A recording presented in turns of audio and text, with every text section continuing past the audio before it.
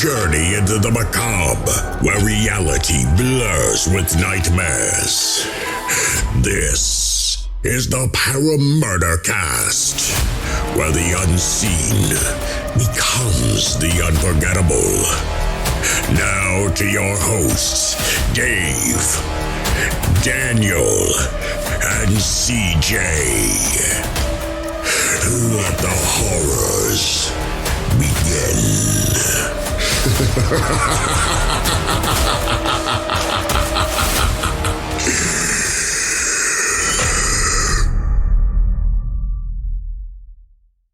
I just realized our listeners are going to be PMCs.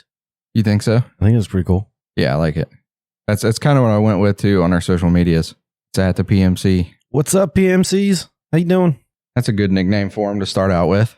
Better than PMS. Absolutely. So, but welcome into the Paramurder Cast. This is episode 3 already.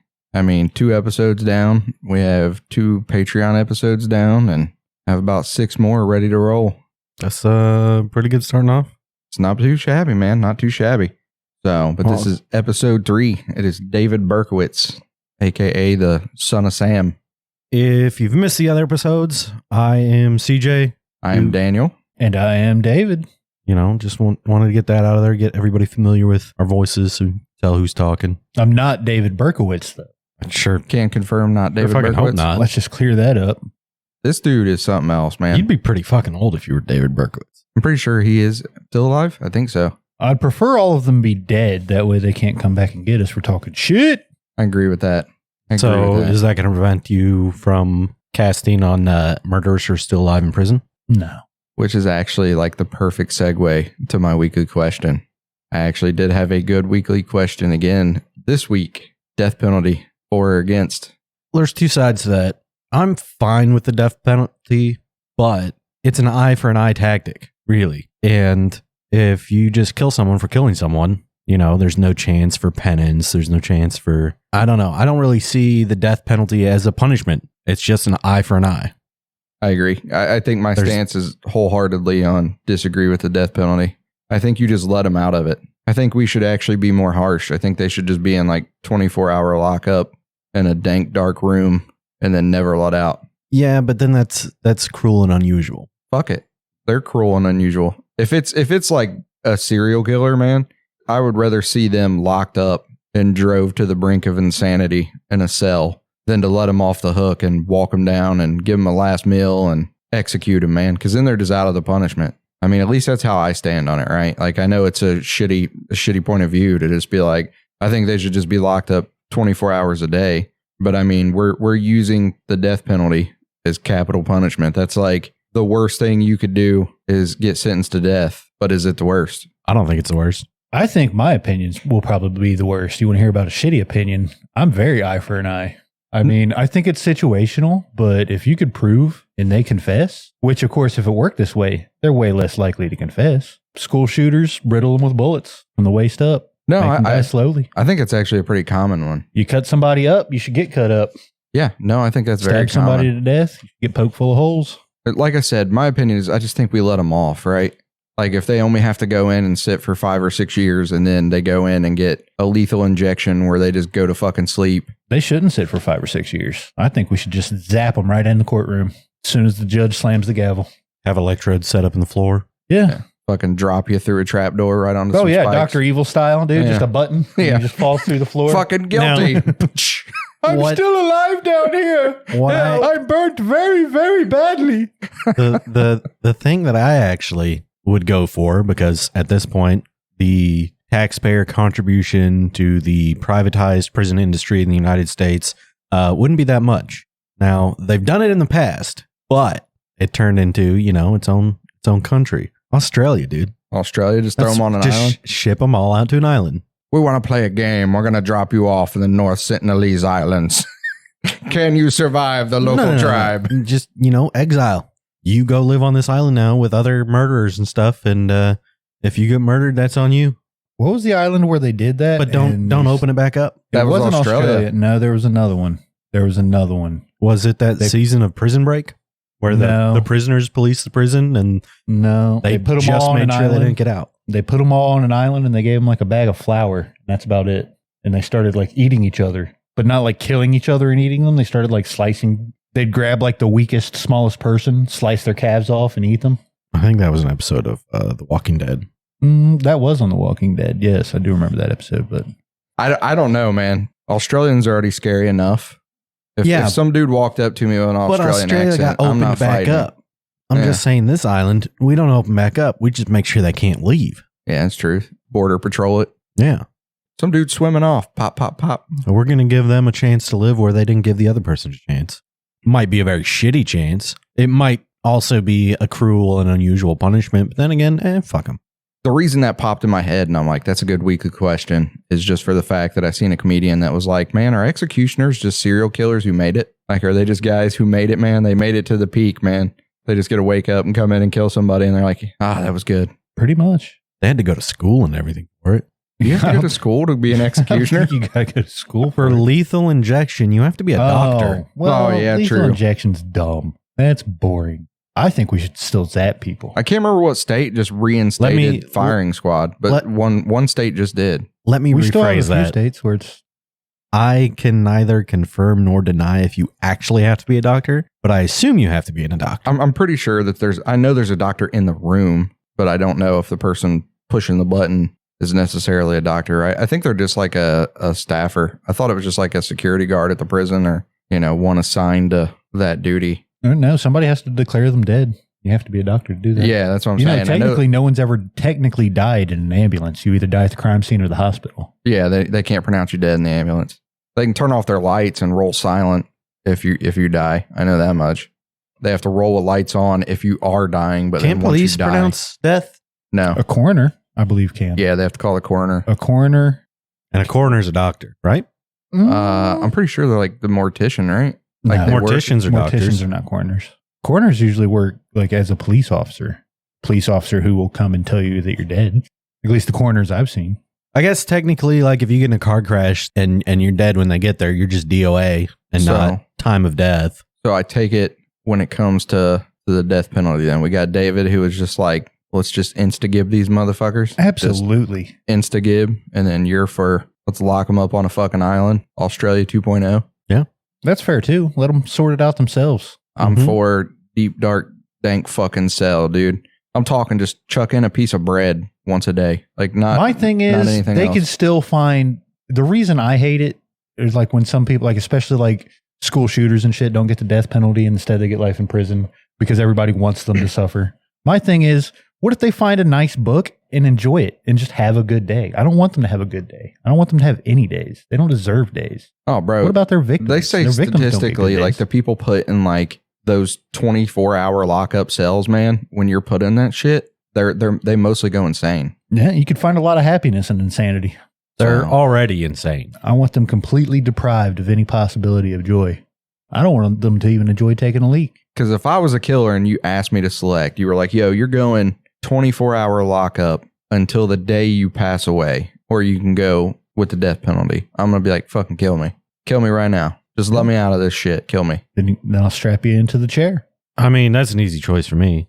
Death? Death penalty. That's what I'm saying. Like, listen, okay, I don't want to die, but if it happens, it fucking happens. If I get in a car crash tomorrow and I'm dead, it is what it is. I would take it over fucking 24-hour lockup. I don't want to die, obviously, but Now, what if they give them no book? They could write their own book. They could use their imagination. No, I mean, could there's no smear pencils, feces on no the walls. nothing in there. I mean, they do say it's like the most excruciating torture a person could go through, but still, they might have a psychosis-filled day and enjoy their imagination. And I want to deprive them of that. I want to deprive them of every breath, every bite of food, every drink of water, just like their victims. Like I said, I think that's common. I think you have the most common point of view. Almost everybody is just eye for an eye. Kind of like Texas or whatever. What was that state where if you come here and kill somebody, we're going to kill you right back? That's Texas, yeah. But I don't like lethal injection because they're very backed up. what about killing people but not actually killing them? Lobotomy. Oh, lobotomy? Just lobotomize you and throw you in a cell? They can still have fun. No, they literally can't. They can't. They can twist their noodle. They can't They even move can't. their hands. You're just trapped in your body, laying still. No, you can move around and stuff with the lobotomy. It gets rid of all your emotions. You Oh, don't yeah, true. have any critical thinking. You don't have any. Kill them. Body farm them. I mean, if you're gonna kill You got him, a you might liver, as, motherfucker. Think about all the free organs we could have from all these killers. well, technically, you can't. They have to be an organ donor. For that. Yeah, that's what I'm saying. They have to. Well, when you break the law, you lose your rights. You're not Separation, entitled to life. You're not entitled to your organs. separation of church and state. What if it's against their religion? Yeah. What if I don't care about their religion? That's what I'm saying. Well, It becomes like a really hard ask, right? Like the Aurora shooter, the guy who shot up the movie theater. Kill him. Well, he just disappeared, right? Like the state changed his name and changed his prison and they just ghosted him. That I don't agree with, right? Like he got beat up. A guard accidentally left a door unlocked and he got his ass whipped. And then the state, because the way prisons work, they're afforded every right of the person in the state, whether it be the lowest right? You know what I mean? So if they have a heart attack, they have to get medical attention. If they break an arm, they have to get medical attention. I don't agree with it, but that's how like our prison systems run, is they're guaranteed the same opportunities of healthcare and mental health and all that shit as the person in the state. So because he got beat up, they put him in WITSEC, I'm guessing, in prison, and they just poofed him. You know what I mean? They just fucking changed his name, changed his prison, and they didn't let it back out. So I still think to this day, I don't think anybody knows what prison he's in, and he doesn't go by the same name. And I find that to kind of be horseshit. Yeah. I don't know. It's a good question. Like I said, I think a lot of people will fall between all three of us. All the listeners will. You know what I mean? I think the majority will actually agree with David. A lot of people are an eye for an eye. You know what I mean? You break into somebody's house and kill the mom and the daughter with a knife. You know, most people believe as soon as you get found guilty in court, you should just be taken outside and stabbed the same way as you did the mother and the daughter. I think that's the most common. I will say, you know, maybe we don't agree on the murder thing, but if you rape somebody, oh yeah, you deserve to get raped. Yeah, that's another thing where I said They should take your dangle. It's very situational, you know. Sometimes Funny you should say that. certain situations, some people probably deserve. Which state was it Or have that earned just the right to murder someone. that just I don't Chemical know. neuter? No, not chemically Castration? castrate. There's a state, I don't know if it's been passed into a law or if it's a bill right now going through legislation, but that is on the table where they will cut your shit off. You know how many fucking rapes that's going to stop the first time they take a dude and just walk him in a room and go, "You were found guilty of rape." Thwack. Yeah. It's just one of the worst things you can do to a fucking person. You know what I mean? A handful of states, actually. Is it a handful of states? Louisiana Yeah. California, Louisiana Florida, is the first one. and Texas. California. Really? Those are chemical castrations, but offenders can opt for a surgical procedure if they prefer. California. That's one I definitely didn't Louisiana think is would be the on first there. state to allow surgical castration to be used as punishment for sex crimes. And And that there- was recently in July. And there was some stipulations on that where I can't remember what exactly it was, where they basically incentivize you with the lesser punishment of you're getting your balls chopped off, or something much fucking worse, or it could be considered worse. I can't remember exactly what it was. We should castrate you and then fucking brand you. You should get one right on your fucking forehead. Let's just mark you out as a fucking eunuch. Like you rape somebody, cut your shit off, and let's just fucking sear something on your forehead. Put Now them you in can a, go back in a into little public. iron bag and hang it from your wrist forever. Yeah. Fucking something to identify you, man.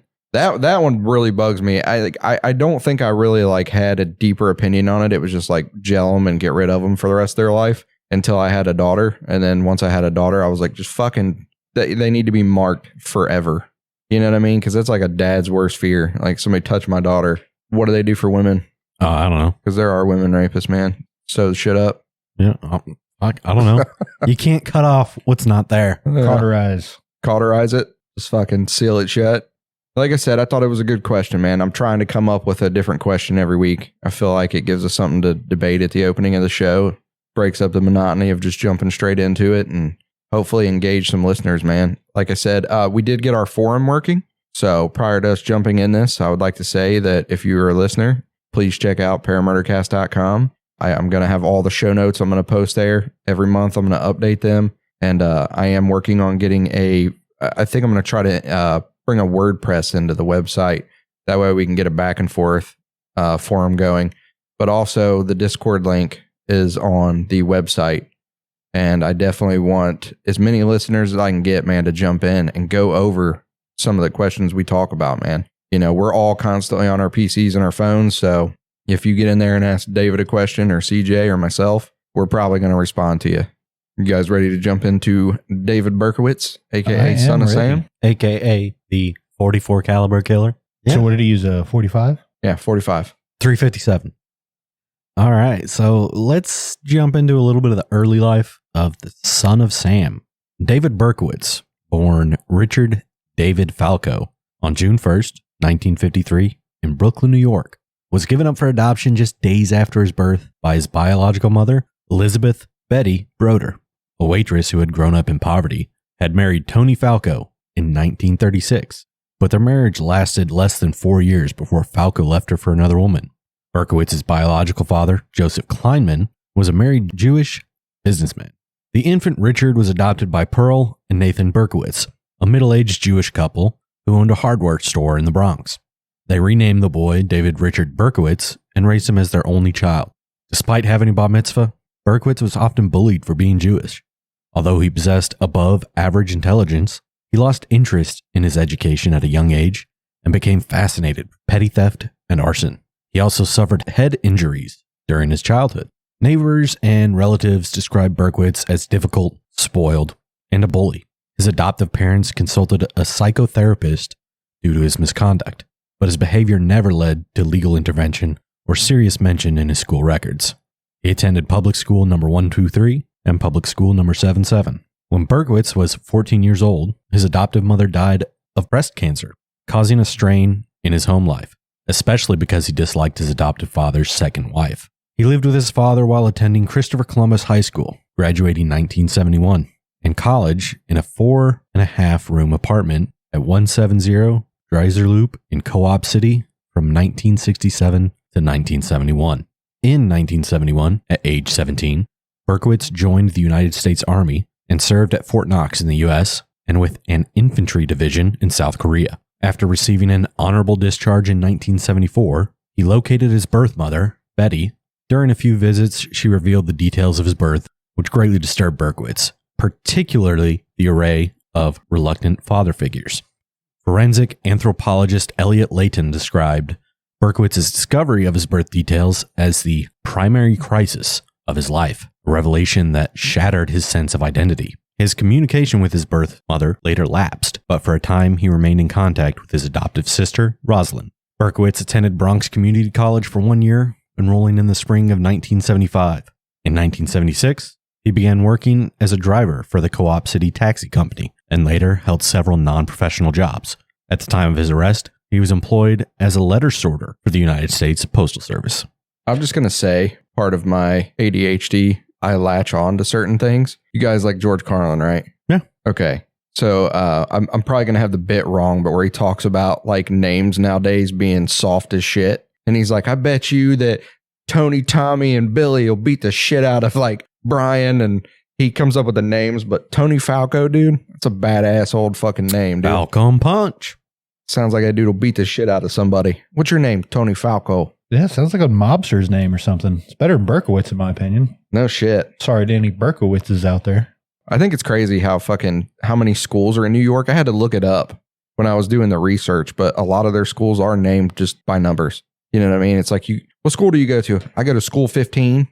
I thought that was pretty interesting, man, because that is not like that anywhere I've ever seen before. I wonder if it's like that in any larger cities.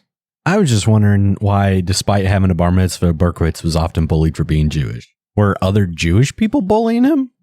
Yeah, that's the way it sounds, doesn't it? Yeah. I mean, all the research is worded that way. I mean, everything I could find on it's worded that way. I don't think having a bar mitzvah is going to prevent anybody from bullying someone who's Jewish.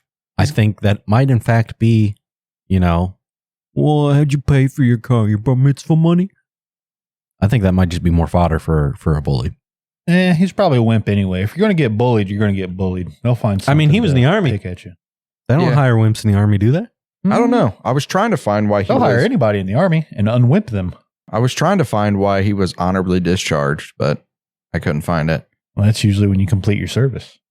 That's true, right? Well, I think you get honorably discharged as long as you don't do anything dishonorable. I think Point somebody, taken. correct me if I'm wrong.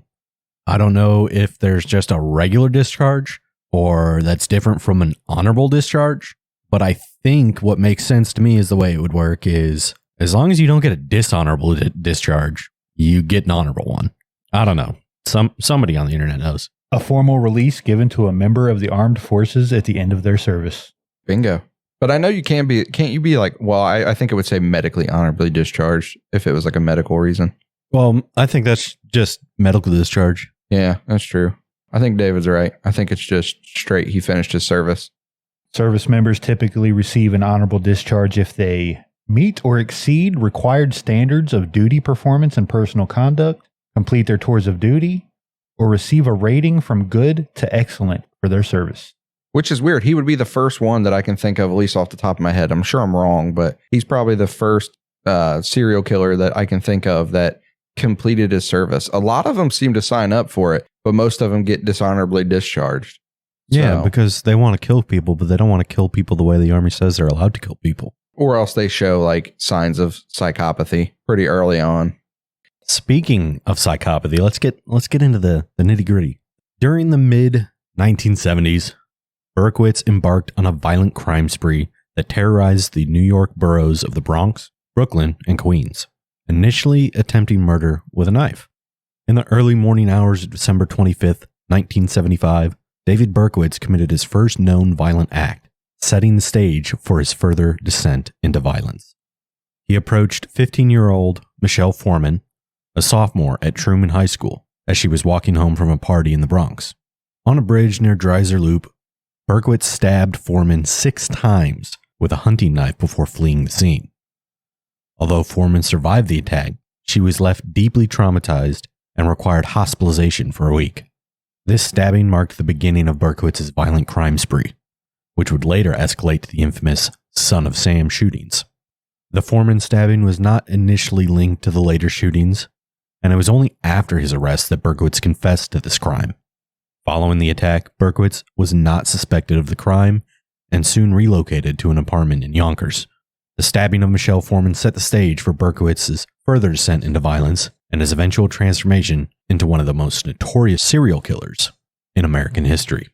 He soon switched to using a handgun and targeted young female victims. With the exception of one crime scene, Berkowitz's attacks involved 2 victims, often striking when the women were sitting with their boyfriends in parked cars. He took a perverse pleasure in his actions, frequently returning to the scenes of his crimes to relive the horrifying events. Come here, I'm gonna stab you. Yeah, I know. Stabby. Can we not just talk about how big of a badass a 15-year-old girl is to take 6 knife wounds and she was hospitalized for 1 week? Be a more badass over if you took the knife and killed him. If I get stabbed with like a 4-inch blade, I'm in the hospital for 2 weeks, man. Come on. That's what I'm saying. That's That's deep enough to do some damage to my internals. And I'm a fat guy. That's a badass 15-year-old little girl. 6 stab wounds with a hunting knife. You know a hunting knife's not small. 6 inches minimum. But she's not 15 anymore. Nope. And she's traumatized as fuck. No, I mean, I would too. Yeah. I'd be traumatized just seeing somebody get stabbed. Stabbing I'm versus traumatized shooting. from things I've just seen on the internet. I was getting ready to say, I know you've seen some stabbings. Yeah, I don't watch the stuff you watch on the internet. Yeah, morbid curiosity, man. I've looked up some shit I probably should have never looked up. So Don't worry, I regret it every time. So I know, like, I'm not that sick. yeah, no. When you walk away and you go, fuck. I see people taking pleasure in it and enjoying that kind of content, and I'm like, okay, I'm not these people. Yeah. I'm not like these guys at all. It'll quickly show you could never be a killer when you see it and you go, oh, no. See, that's not the reason, like, I don't want to, like, because a lot of that stuff, sometimes it's accidents or people are just violent people. Like, for me, I think if I were to accidentally kill someone, it would destroy me. Oh, yeah. Absolutely. But if I killed someone with the sole intent of meaning to kill that person, I feel like I'd be fine. It would have to be a certain level of like, There would have to be a reason, a duty, Yeah. something like that. A crime Where of if I passion. killed someone, I feel crime of passion. I don't know about that. You know, when like here's a good indicator for me, right? Like when I was under the age of 17 before I had my first child, right? I can clearly remember being a teen and just being like I remember getting in fights, right? And then somebody's bleeding and I'm like, I don't like that I even did that, right? Like I had remorse. But like becoming a dad, I remember the first time they put my son in my hands. It's a weird feeling to like really know deep down inside, like if somebody touches this child, I'll fucking cut him up. Like that's the only thing I think you could ever do to me to like really tip me over the edge. Like if you harmed my children, that's the only time I feel like I would have no remorse. You know what I mean? I'm the same. If I accidentally killed somebody, like that was one of my worst fears when I started driving. Was like I was so paranoid going, especially like when you go down those busy streets and there's people running around and shit.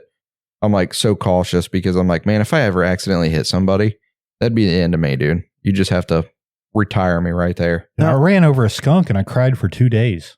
I'm not saying I wouldn't have remorse or I wouldn't feel bad about it.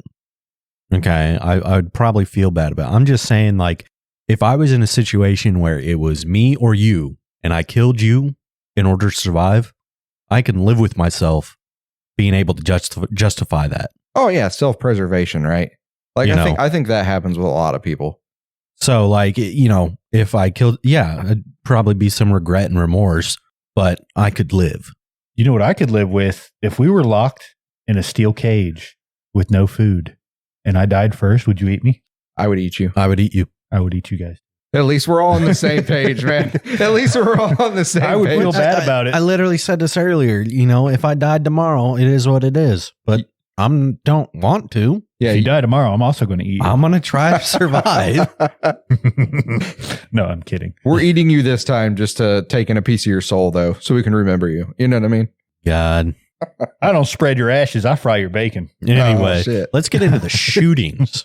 We've done the stabby. Didn't work out well for him. We changed methods, man. Well, I guess modus operandi. Some of the shootings didn't work out that well for him either. You think it was too personal? Could be. It was too much work. Very exhausting, you know, if you think about it. Because, you know, you think of manual labor is one thing, but, you know, if you think about every fist fight you've ever been in and how exhausting and draining it is. Yeah, they say like serial killers that kill by strangulation, those are usually the most fucked up individual. Oh, yeah, because that it's so personal. Time. Yeah, and it's so personal. Like you got to like literally watch the life drain. So I just before we move on to that shooting, changing a modus operandi like that for like, you know, because everything in him had to tell him like, I want to stab somebody, right? And then when he did it, he had to have had some kind of mindset change where he's like, that was way too personal. It's probably the blood. He was like, gross. Yeah. So he moved on to shooting. I honestly think the evolution should go, you know, start with the shooting first, then move on to the knife. Yeah, you would think so, right? And then the strangulation, and then the tie him down to a table and cut bits off of him. And I think that's how a lot of serial killers do go that end up with those personal attacks. Because you got to get the kill first. Yeah, they like kill somebody. It's not personal enough. I need to be closer to this person. Yeah, so he did the opposite. He did something very personal and then changed his complete. Might be seen as effective. Yeah, you know, depending on some of these people survived his shooting, so he obviously wasn't that good. But anyway, so his first shooting victims, Loria and Valenti, on the night of July 29th, 1976, in Pelham Bay neighborhood of the Bronx, 18-year-old Donna Loria and her friend Jody Valenti, a 19-year-old nurse, were enjoying a post-discotheque discussion in Valenti's double-parked Oldsmobile. The lively conversation about the evening at Peachtree's, a popular New Rochelle hotspot, was abruptly interrupted when Loria, reaching for the door handle, noticed a man approaching them with unusual haste.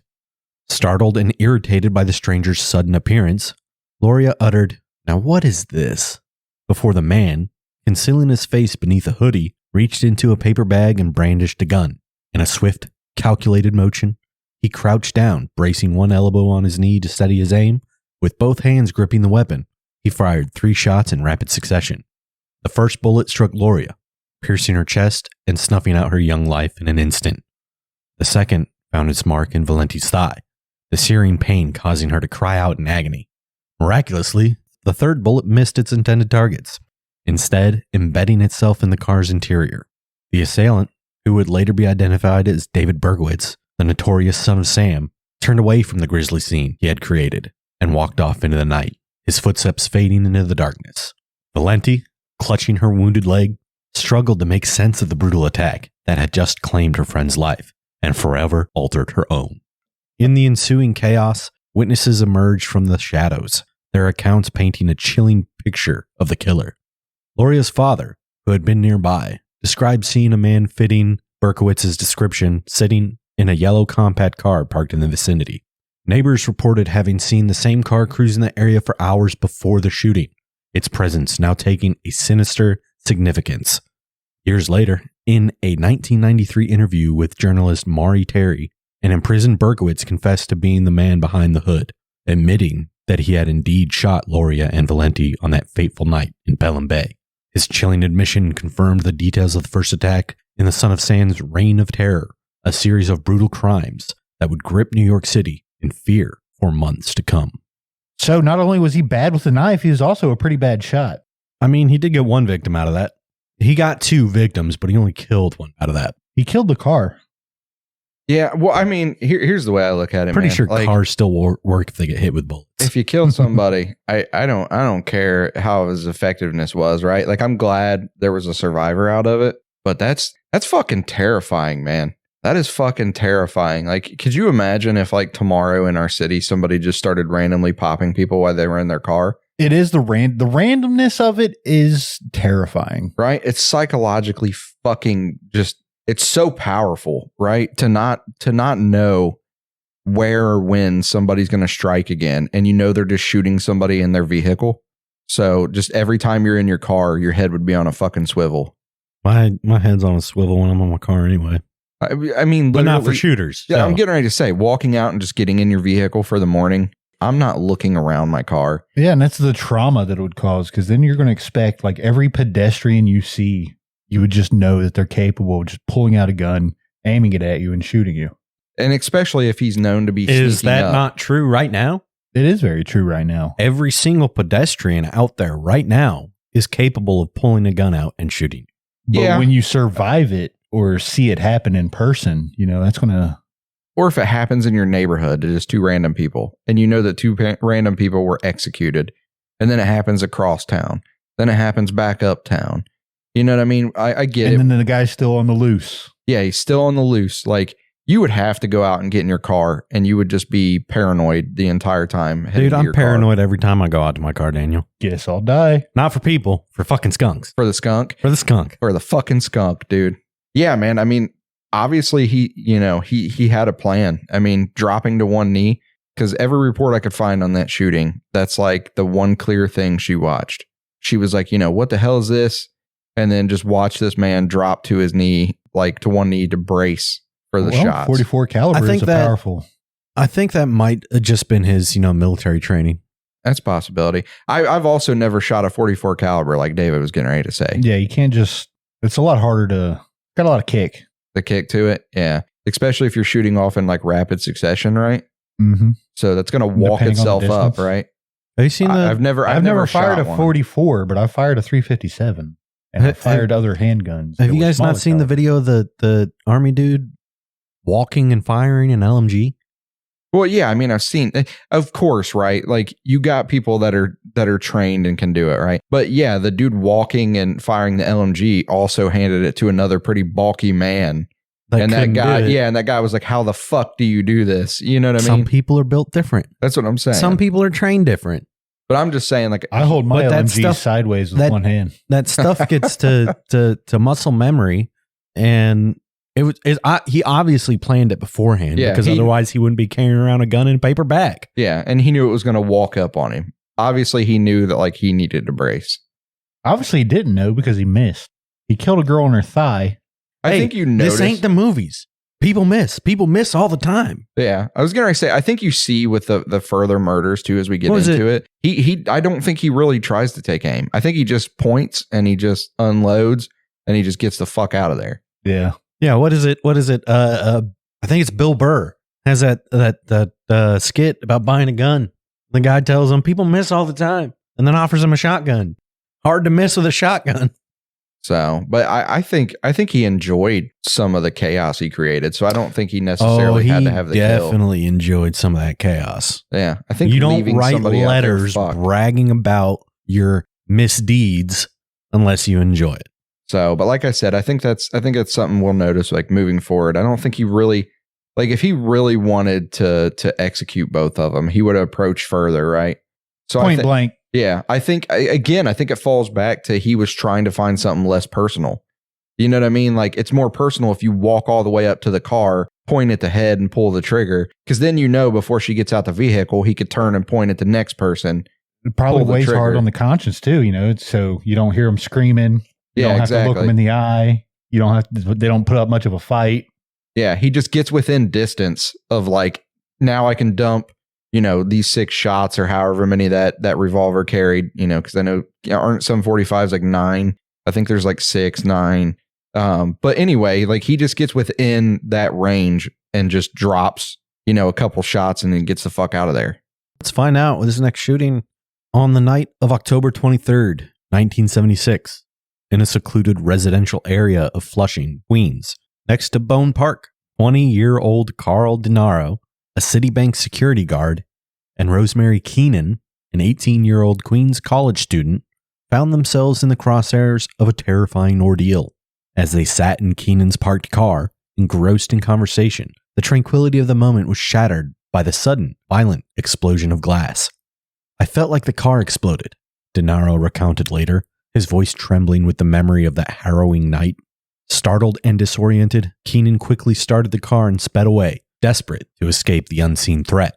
The panicked couple did not immediately realize that they had been targeted by a shooter, even as DeNaro's head began to throb with pain from a bullet wound. In the chaos of their escape, Keenan sustained only superficial injuries from the shattered glass, but DeNaro's wound was far more severe. The bullet had lodged itself in his skull, necessitating the insertion of a metal plate to replace a portion of the damaged bone.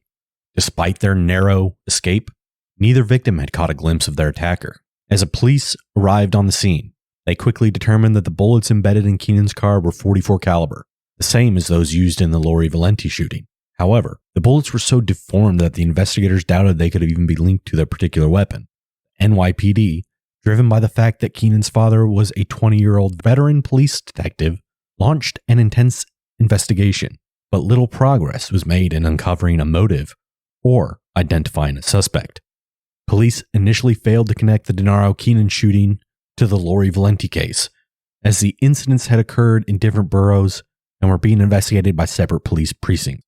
However, the similarities between the two attacks were striking, from the use of a .44 caliber weapon to the apparent lack of motive. It would take further bloodshed before the city would fully grasp the sinister pattern emerging in the Son of Sam's reign of terror.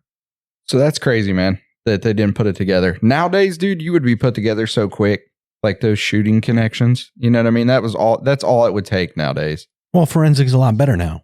Yeah, but I mean, like, as soon as they seen like 44, they would just be right on you. They would be like, these are connected, which I know they also wouldn't put out too, right? They would bait that. Like, it seems like newer cops they're way more advanced in what they do. You know what I mean? They would just not release it, but they would absolutely make that connection pretty quickly. Well, they would at least have newer cops or clerks or whatever who's looking at this case and looking at all the cases of shootings in the areas or, the greater areas and be like, is this a similar bullet to, any of this? And then they'd flag it for a detective to do better work. Forensic analysts and stuff like that would be looking for that. So, yeah, Rosemary yeeted the fuck out of there, though. That is pretty fucking crazy. That's like quick reactions. I mean, that must have been almost instant, right? It was like bang, bang, and she was already starting that car and driving the fuck away from that scene pretty quickly. Pretty sure her quick actions on gassing it and getting the hell out of there definitely saved their lives for sure. Yeah, I don't even know if someone was shooting at my car, how quickly I could turn the key and step on the gas, because that's a few seconds. Yeah, I'm like a rubbernecker too. Like if I hear a gun going off, I'm going to be looking around like... You're going to look straight into the barrel of the gun? Yeah, probably. My clumsy ass. I'm always curious how I'll react. Guess I'll die. Right? Like you see all those people that react almost immediately to a gunshot. I'm always curious. Like I would hope I would react good enough to get away. Right? But like, fight or flight and freeze or I think it depends right on through if a gunshot. If it catches you by surprise or if you see them like draw down on you. Like if you see somebody reach down into their pants and then make the motion of pulling a gun out, pointed at you, you're probably more likely to throw that shit and drive and fucking punch it. Yeah, punch it and get the fuck out of Rather there. than just fucking chilling and then all of a sudden you just hear BAM! Yeah, but that would fuck you up, man. Just sitting in your car and glass explodes everywhere. That's what I'm saying. She reacted really well. She saved her life like in a that cat. night. Yeah, she got the fuck out of that scene. Cat-like reflexes.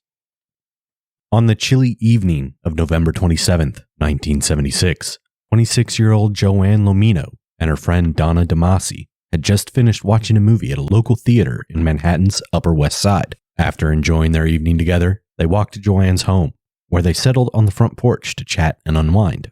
As they sat on the porch, engrossed in conversation, a figure approached them, his presence catching their attention. It was the son of Sam, his .44 caliber revolver concealed beneath his coat.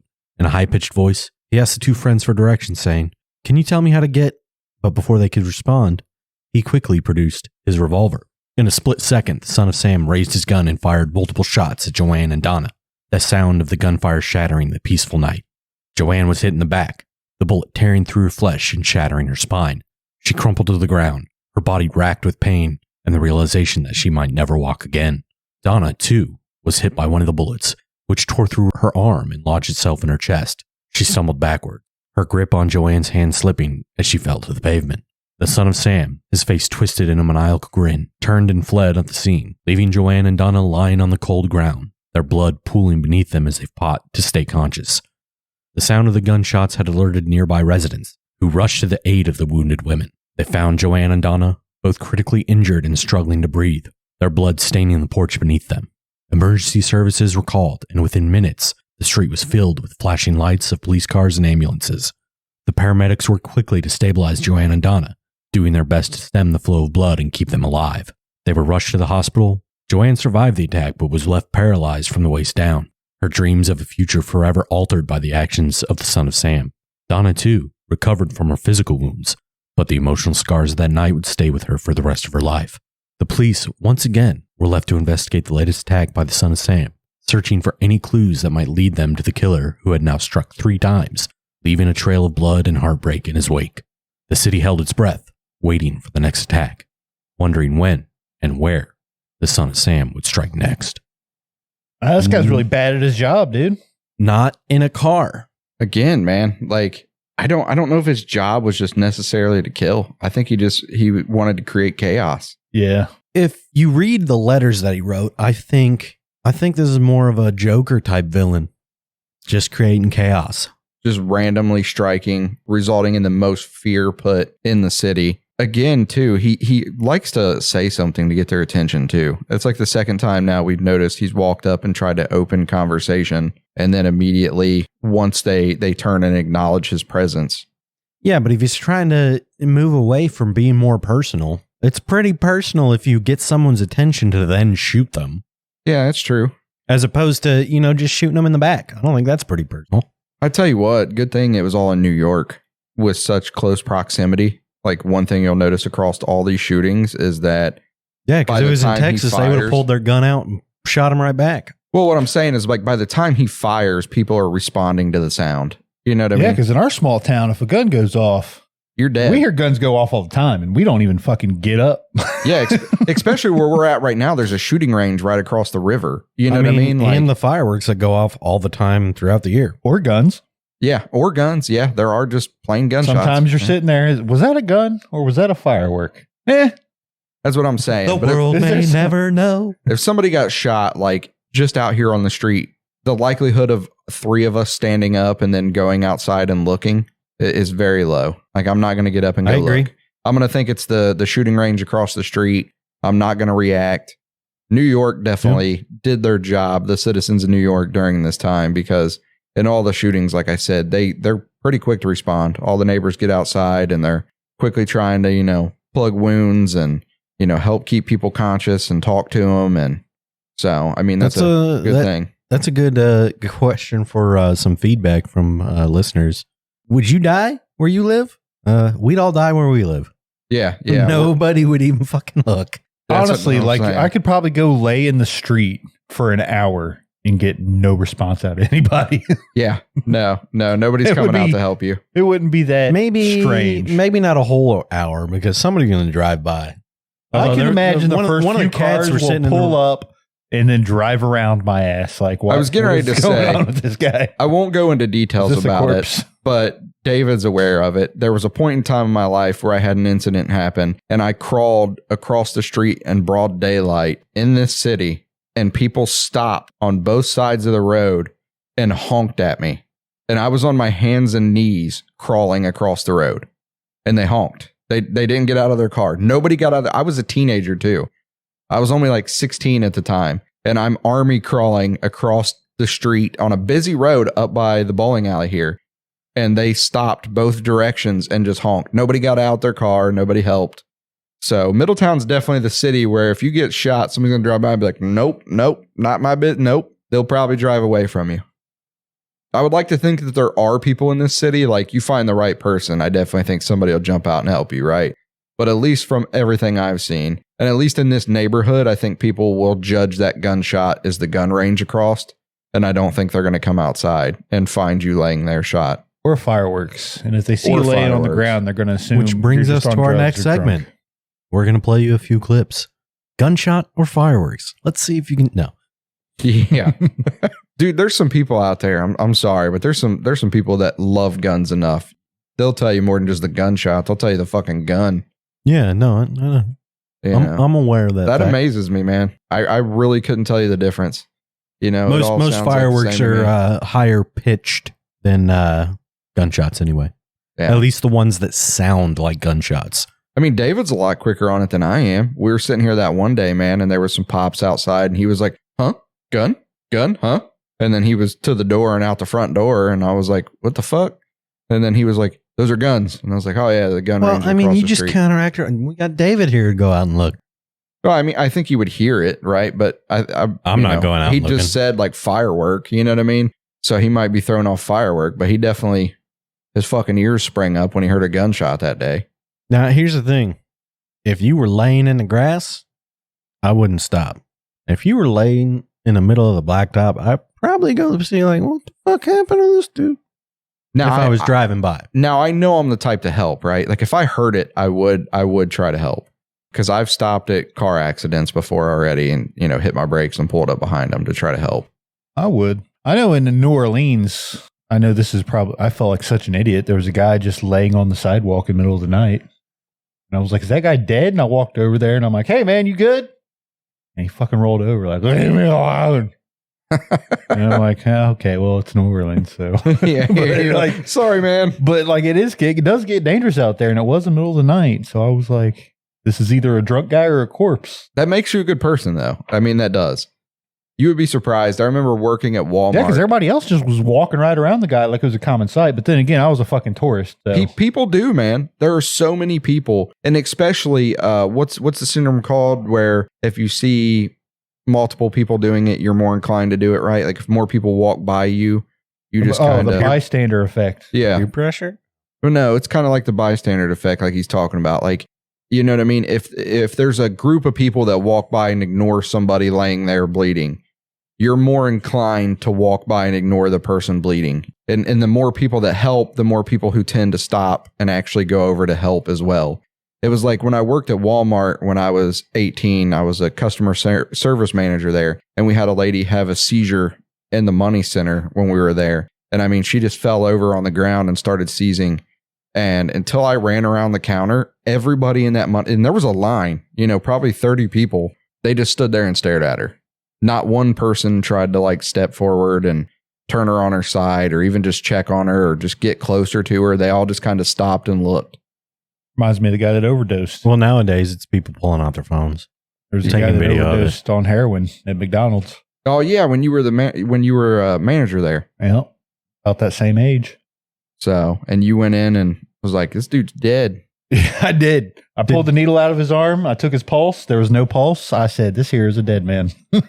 But fun fact, I am not medically trained and he was not dead. Or he was dead and the Narcan brought his ass back. Narcaned him. Yeah.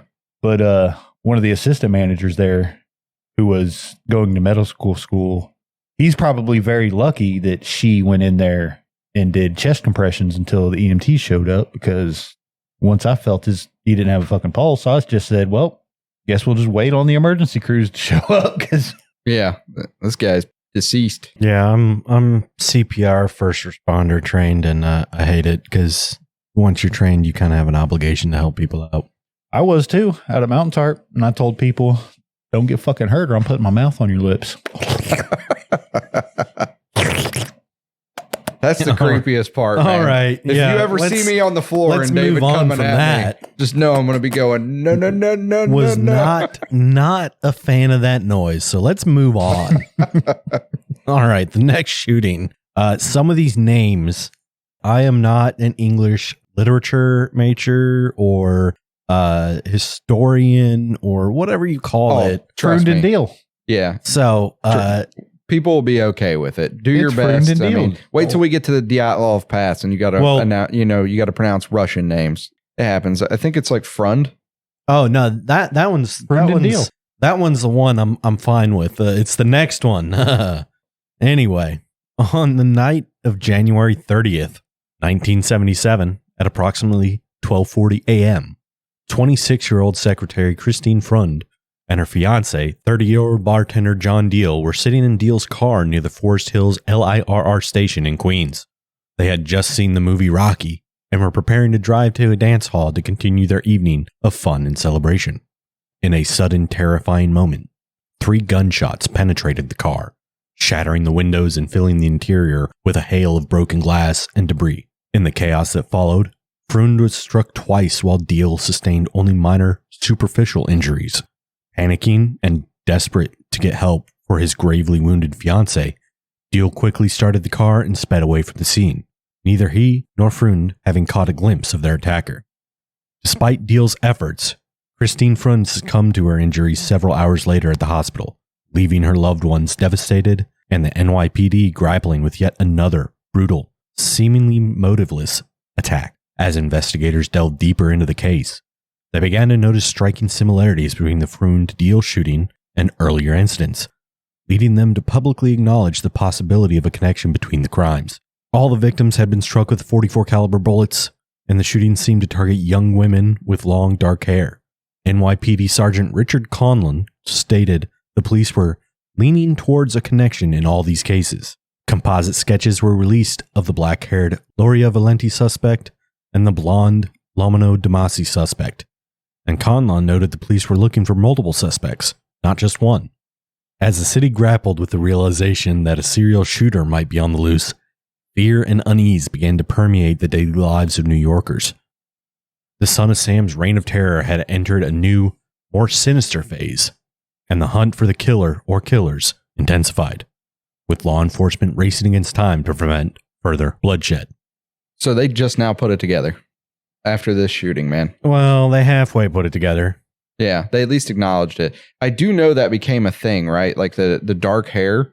So I do believe during the time of Son of Sam, like a lot of women went out and bought wigs because they were scared to walk around and be a dark-haired woman. So there was like I think I read at some point in time, like all the blonde wigs in the city were like selling out because women were quickly trying to put on a wig and change their hair's color.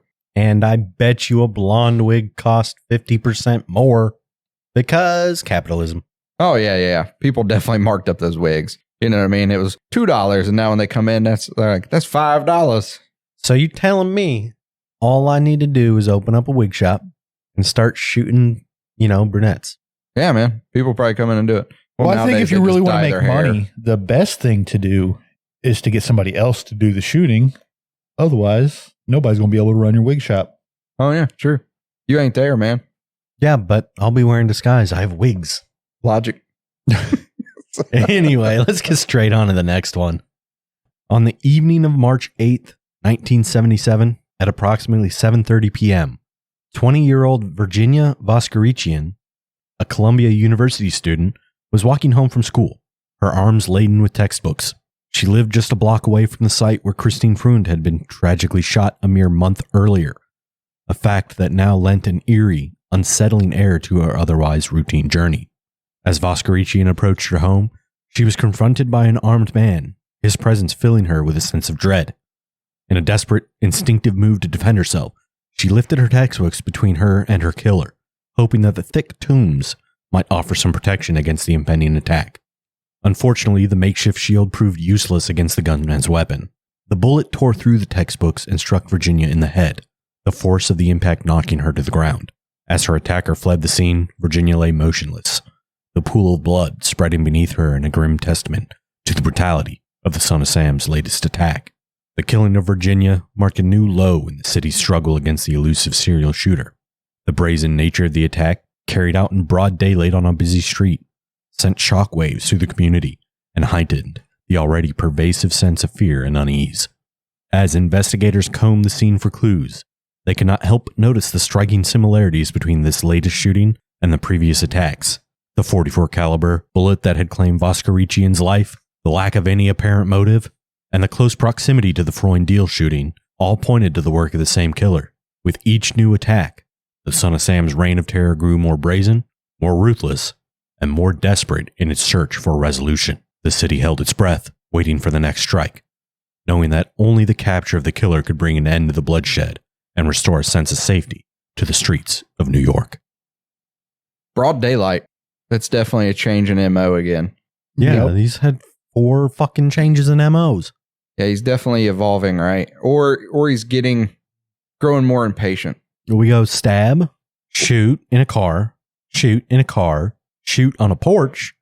All those other ones, the first one was one person, 2 people, 2 people, 2 people, 2 people, 1 person.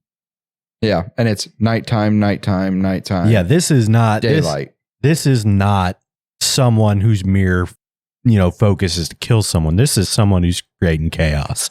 Now, it doesn't cover it. Do you think that he just had the gun and she just happened to be like a crime of opportunity? just opportunity, right? Was Like, it there wasn't enough opportunistic? witnesses.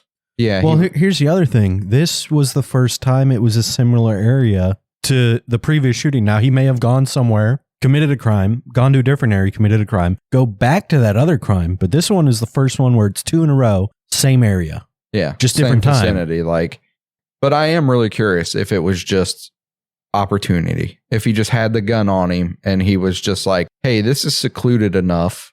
Yeah, 'cause she's alone. You got to think like this. These are just the ones that he did. Like, who knows how many times he was out walking around looking for victims and just happened to not find any, or people were too busy. It was too busy of a neighborhood. There was too many witnesses nearby. Well, I feel like the police were on an investigation. They're starting this. The only thing at this point is connecting. The weapon that was used, because the areas are different, the victims are different, the setting is different, and now the times are different. What if I could understand how it would be difficult for them to say this is definitely one person doing all this stuff. Yeah. I could see how they might think it's multiple people, or maybe copycats, or whatever. What if it's not opportunistic? What if it's smart? What if he was like, patrols from police are upped at nighttime right now because of my shooting. Let me do this one during broad daylight. No, I don't think this guy was very smart at all. I don't either. I think it was opportunistic, but I'm just saying, I think it was even lucky. dumb people have smart chances. You know what I mean? Have smart I don't know if incidences lucky sometimes. is the word I would use. Lucky Joker villain who got away with it long enough to create enough chaos to just, be successful in whatever he was trying to achieve. Sad about the book, though. That reminds me of the YouTube prank. You guys ever hear about that? Where the guy had his girlfriend shoot I'm pretty sure it was a .44 caliber pistol. Yeah, she tried to shoot it through a book. Went right through the book and into his chest. Yeah, she killed him. Yeah, I do remember that. He was trying to prove his point that like a large enough textbook would stop the bullet. He thought it would get embedded in between the pages. He did do a test run, but no one was holding the book. Yeah, and it did get embedded. But I think that was like a point blank, and most people know, probably not most people, but the thing with guns is if you shoot something point blank, it's going to have like less impact than less velocity. Yeah, like it's still speeding up. There's like a sweet spot, right? Yeah, there's like a minimum distance that the bullet's got to travel. So if you have point blank and it's all about the gases being released, if you can't release enough of that gas through the barrel, there's other parts of the gun that gas is going to come out, which then the bullet's going to be moving slower. So if there's any way to stop any of those gases coming out, like a bullet from further away is going to, no, there's a sweet spot, but it's going to have more piercing power than something that's right up on your flesh. That's what they always say, like with like combat situations, like, you know what I mean? Like your effective range is, 50 yards or something, right? Because then when you start exceeding 50, the bullet velocity slows down. Yeah. And if you go too close past 50, yeah, your range isn't. Your range is 15 feet to 50 feet. Exactly. Yeah, but that's basically what happened in the YouTube video he was showing. Like the guy, or that he was talking about, the guy shot at point blank and it embedded in the book. So then he had his girlfriend or wife at the time try to shoot it, and he was holding it up and she was further away. So it got the correct velocity and it just went straight through the book and right to his chest. Rip Bozo. I don't even care if you're a flak jacket, you want one of those people whose job it is to manufacture plate vests or whatever. It is never a good idea to test it on a live person, because if there's a chance of failure, it's not worth the risk. Yeah, it's true. It's just people on YouTube, man. People do anything for views. I get you're trying to, like someone who manufactures a Jag, you're trying to prove that your product is one of the safest ones. Not worth it. Don't do it. Are you thinking of the guy with the stab-proof vest who tried to demonstrate it and he got stabbed? No. Because that's also happened. That's happened. I've seen successful videos where a guy's wearing a bulletproof vest and he gets shot and he's fine. Why risk it? Very true. There's no fucking point. Don't do it. It's not smart. For funsies. For views, dude. Do it for the Vine. Well, let's get into some of the press and publicity that came off of this, man, because this is when it starts to actually pick up, when they start to make announcements. During a press conference on March 10th, 1977, NYPD officials and Mayor Abraham Bean announced the same .44 caliber Bulldog revolver was responsible for the murders of Loria and Voskerichian. However, the subsequent official documents revealed that while the police strongly suspected the .44 Bulldog was the weapon used, the evidence did not conclusively prove it. The local media extensively covered the crimes, which significantly boosted circulation for tabloid newspapers like the New York Post and the Daily News. Known for their sensational crime reporting internationally, the story gained wide attention, appearing on the front page of various foreign newspapers. L'Osservatore Romano from the Vatican, Marev from Israel, and Izvestia from Soviet Union. I mean, that's the best I got on those. If you have a problem with our pronunciation when it comes to foreign words, deal with it. And now we get into the next shooting. As we see here, in between the Voskerichian shooting and the Esu shooting, publicity finally picks up. Like, it's finally front page news. People are finally starting to get more details on it. It seems like they're finally starting to draw a conclusion that, hey, it's possibility that all of these are connected because they're all a .44 caliber bullet. So, and it seems like they're starting to identify the gun as well. It's sad they had to wait for a press conference for some up-and-coming reporter to make their big break by reporting on a story of strange, violent attacks happening. Yeah, they weren't really quick to talk back then. You got a lot of leeway. Oh, nobody was quick to talk until the age of the internet. I mean, go back to the Spanish flu and World War. They fucking pushed down the Spanish flu because the war was way more important. So media, even though, the media lies a lot today and a lot of the media is not trustworthy, there are some aspects of media that are true and good. Fake news. But we're in the age of information, and everybody's got to make that stuff public immediately.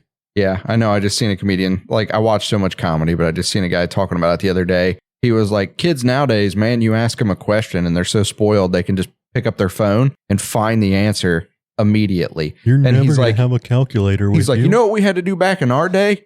We had to ask our mom and dad. And whatever they said is pretty much what we just went with as being the truth. Or we had to go to the fucking library. Had to go to the library because my family couldn't buy me an encyclopedia set. That's literally where he goes with that joke. He's like, and if we didn't believe our parents, we went to the library. And we all three were on the ass end of that. I mean, you know, the library was when we were still young because we had internet growing up. Kids That these wasn't days super don't even fast, know Dewey or his decimal system. They weren't pulling out them giant ass fucking filing systems and flipping through little fucking index cards at the library. Like, where's it at? Section F. Okay, it's 1. You know what I mean? You remember them big long ass fucking rows you would pull out of index cards at the library? Yeah. I must have been like just the year after you because I don't remember. I remember going to the library and looking up some books, but I didn't have to go, you know. Dude, I don't remember Crazy the internet. on it. I don't remember the internet being very prominent in any of my day-to-day activities until about 7th and 8th grade. And then again, only rich people had the internet. Exactly. That's what I'm saying. Like I mean, by the time I had to research stuff for school projects or something, they had computers at the library. Oh yeah. See, they didn't around here. In Middletown, I don't remember seeing computers prominently in the library until we were probably in fucking 8th grade. Like 7th grade, I remember taking computer lab, and I remember being super fucking like Till after the dial-up age. That's what I'm saying. Like when DSL and cable. Yeah, that's when it was really prominent out in schools around here. Because like we had computer lab in 7th grade, and I remember going in there and being really fascinated getting to sit down at like your own computer and mess with stuff. Yeah, a lot of it didn't even have the internet like in elementary school. Like we had discs and floppies for the Oregon Trail and then that other one, the Conjunction Junction or something like that. I'm just a bill. Yep. And then 8th grade would have been right around the time towards the end of 8th grade is when I met David. That's when I do like really remember like me and him getting computers, playing on computers, you know, finding like World of Warcraft and, you know, really starting to pick up like avidly using a computer. I mean, you were in high school when World of Warcraft came out. So you were in high school when World of Warcraft came out? I know. That's how I know that you were both in high school when World of Warcraft came out. You have no idea how old I am. Yeah. I know you're older than me. Yeah, WoW came out in 2004. I had my child in 2006. Cap. So yeah, I was like 14. We were all born in the 1900s. We're a Keanu Reeves vampire. You know, I'm not that old. You know the damn it. Keanu Reeves finally looks like he's aging a little bit. Yeah, I know. That Tom Cruise doesn't age. Tom Cruise is drinking baby's blood or whatever they do in Scientology. Adrenochrome. Anyway. All right, moving on. In the early morning hours of April 17th, 1977, at approximately 3 a.m., 20-year-old Alexander Esau, a tow truck operator, and Valentina Sereni, an 18-year-old Lehman College student and aspiring actress and model, found themselves in the crosshairs of the Son of Sam. They were sitting in a car belonging to Esau's brother on the Hutchison River Parkway service road in the Bronx, just a block away from Sereni's home and only a few blocks from the scene of the Loria Valenti shooting that had marked the beginning of the killer's reign of terror. In a sudden, violent burst of gunfire, 4 shots rang out, shattering the stillness of the night. A nearby resident, startled by the sound of the gunshots, quickly called the police. When authorities arrived on scene, they found Sereni, who had been sitting in the driver's seat, shot once in the head. Esau, slumped beside her, had been struck twice, both bullets lodging in his skull. Tragically, Valentina Sereni was pronounced dead at the scene, while Alexander Esau clung to life for several hours at a hospital, never regaining consciousness enough to describe his attacker. As investigators examined the crime scene, they quickly determined that the weapon used in the attack was the same .44 caliber gun that had been used in the previous shootings, confirming their worst fears. The Son of Sam had struck again, claiming 2 more innocent lives. Years later, in a 1993 interview, David Berkowitz admitted to being the shooter responsible for the deaths of Alexander Esau and Valentina Sereni, providing a chilling confirmation of the details surrounding the attack and his reign of terror.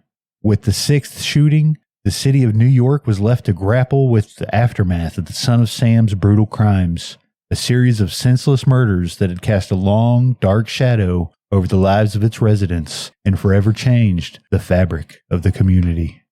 Police found a handwritten letter near the bodies of Esau and Sereni, mostly written in block letters with some lowercase characters, was addressed to NYPD Captain Joseph Borelli. In this letter, Berkowitz first referred to himself as Son of Sam, a name that quickly replaced the media's previous label of the .44 caliber killer. Although the letter was initially kept from the public, excerpts were leaked to the press, and the moniker Son of Sam soon became widely recognized. The letter revealed the killer's intention to continue his attacks and mocked the police for their inability to catch him. The full text, including its original misspellings, read as this.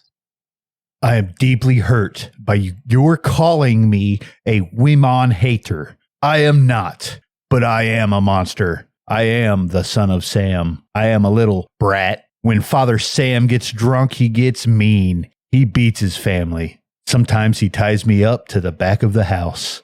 Other times, he locks me in the garage. Sam loves to drink blood. Go out and kill, commands Father Sam. Behind our house, some rest. Mostly young, raped and slaughtered. Their blood drained. Just bones now. Papa Sam keeps me locked in the attic, too. I can't get out, but I look out the attic window and watch the world go by. I feel like an outsider. I am on a different wavelength than everybody else. Programmed to kill. However, to stop me, you must kill me. Attention, all police. Shoot me first. Shoot to kill, or else. Keep out of my way, or you will die. Papa Sam is old now. He needs some blood to preserve his youth. He has had too many heart attacks. Too many heart attacks. Ugh, me hoot. It hurts, sonny boy. I miss my pretty princess most of all. She's resting in Our Lady's house, but I'll see her soon. I am the monster, Basilbub, the chubby behemoth. I love to hunt, prowling in the streets, looking for fair game, tasty meat. The wee mon of queens are the prettiest of all. I must be the water they drink.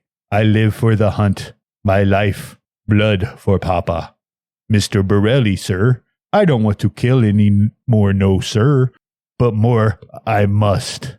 Honor thy father. I want to make love to the world. I love people. I don't belong on earth. Return me to Yahoos. To the people of Queens, I love you. And I want to wish you all a happy Easter. May God bless you in this life and in the next. And for now I say goodbye and good night. Police, let me haunt you with these words. I'll be back. I'll be back. To be interpreted as bang, bang, bang, bang, bang. Yours in murder, Mr. Monster. Police speculated that the author of this letter might have some familiarity with Scottish English. The phrase, "Me hoot, it hurts, sonny boy," was interpreted as a Scottish accented rendition of "My heart, it hurts, sonny boy." Additionally, investigators theorized that the shooter might have held a dark-haired nurse responsible for his father's death based on the phrase "too many heart attacks" and the fact that Loria was a medical technician while Valenti was pursuing a nursing career. Wow, what a mouthful. And David, amazing job reading that horribly written letter. I think we're all going to need a break after that one. Let's, continue this next week. Let's work on some closing stuff now, and then we'll continue this one next week. Because wow, yeah, next week when we come back, we'll get into his next letter, man, because he writes one to Jimmy Breslin that's also pretty messed up and rough to read. But yeah, I agree, man, Dave. Great job on reading that. His punctuation, the things he says, man, he is fucking all over the map when he reads his letters. He doesn't seem like a very literal man. He certainly didn't do a rough draft of his letter. I know that for sure. There was no peer review going on there.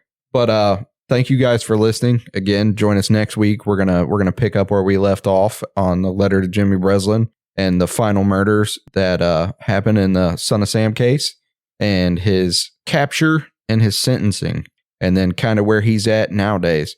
So until then, man, thank you for joining us. We appreciate it. Yeah. If you're a listener, thank you for listening. If you're a supporter, thank you for supporting. I don't know when the merch store is going live. It might already be live. It is indeed live. If you want to check it out, we should have links at paramurdercast.com. Yep. Everything you need is at paramurdercast.com. So, and we are easy to Google nowadays, ladies and gentlemen. So if you go to Google and you type in Paramurder space cast, almost every result you see on the front page of Google is us. There should be links to paramurdercast.com. Should be the first one that pops up. It should tell you where to find us from our Buzzsprout, where to subscribe. We are on most social media platforms. Yep. So we appreciate it. Thank you again for joining us, and we'll pick this up next week. Thanks for tuning in. We hope you join us again. Until then, may your nights be restless and your dreams haunted. And beware the things that go bump in the